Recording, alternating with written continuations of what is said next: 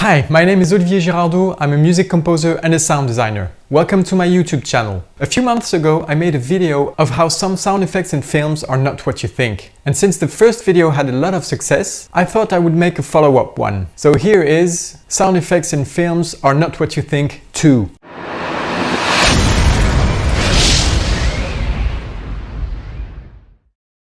Let's start with this epic film that marked the history of cinema, Spartacus. Some of you may remember this legendary scene often referred to as the final battle.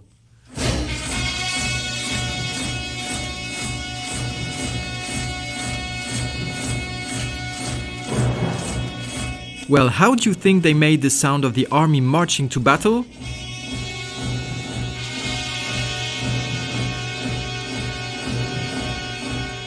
As a matter of fact, it's Jack Foley himself who became a legend and gave his name to an entire profession known as Foley artists, who was the sound designer of Spartacus and came up with this idea.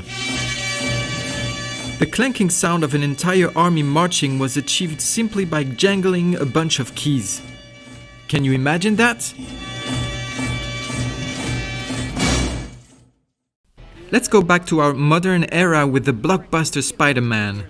It's crazy how you can get very sophisticated sound effects with very simple everyday objects. Of course, there is always a lot of tweaking and mixing involved to get the perfect sound.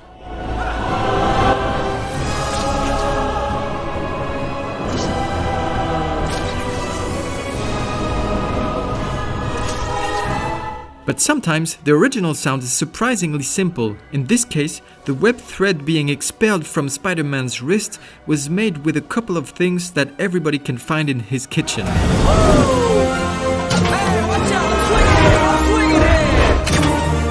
The sound designers recorded the noise of plastic film being tightened on a spindle and a can of whipped cream being expelled.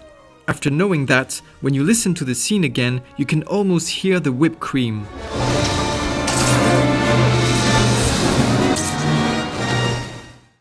Let's go back in time again to visit another game-changing masterpiece, Godzilla. I'm talking about the original one from 1954. One can imagine that in the 50s, sound designers didn't have all the modern tools as we do now, and they often had to use their imagination and whatever they could put their hands on to make the best out of it. Listen to that unique Godzilla roar.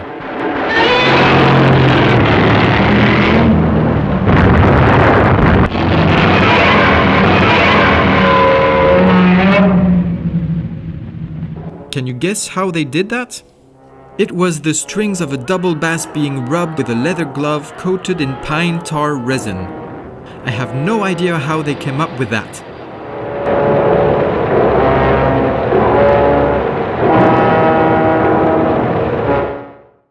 Here is another Star Wars sound effects story. The original trilogy's sound design is an infinite treasure of ingenuity. I could make an entire video for each episode. But today, let's focus on the TIE Fighter. You know, that mythical single-pilot starfighter from the Empire.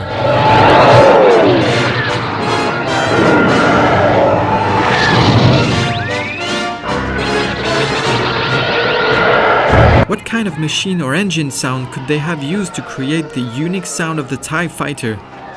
Well, they haven't used anything remotely close to any of that. That screech sound as the TIE Fighter goes by is just the sound of an elephant. Can you hear the elephant?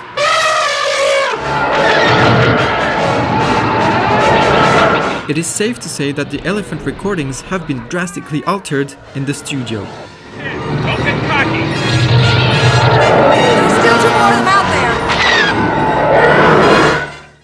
This list is coming to an end with another science fiction film that some people might also consider as a masterpiece, Terminator 2: Judgment Day. The opening scene takes place in the post-apocalyptic future where robots have taken over the planet, except for a few pockets of resisting human groups. The ground is covered with dead bodies reduced to their bones.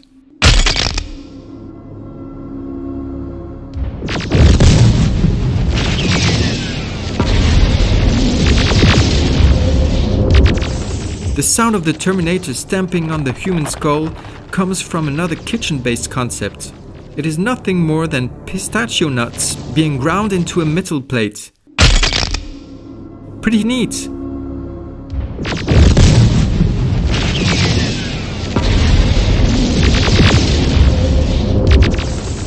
There are so many other cool sound design anecdotes that I think I'm going to make another Sounds in Films Are Not What You Think video. So stay tuned.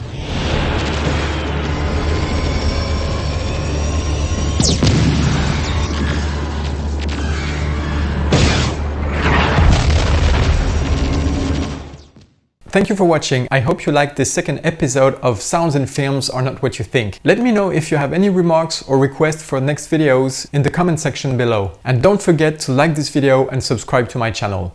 Bye bye.